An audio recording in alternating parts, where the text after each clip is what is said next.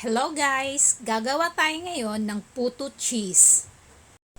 As you can see, lahat po ng ingredients ay pinaghalo-halo ko na para sa ating recipe. Isusulat ko na rin sa description below ang ingredients at mga sukat nito. Tara, samahan niyo ako.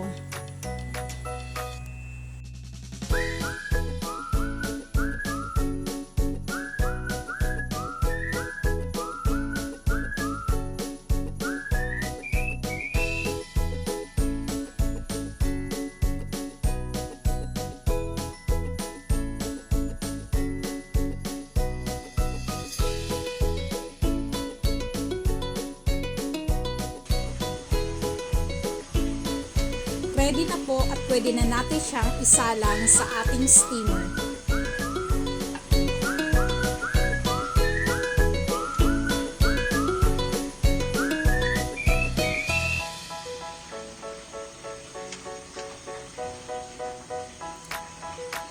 At naglagay na rin ako ng cheese sa gitna para naman mamaya pagbukas natin may cheese tayong nakikita.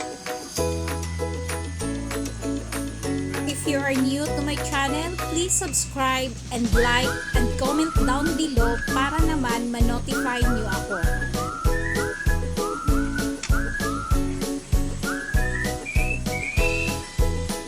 Thank you for watching guys!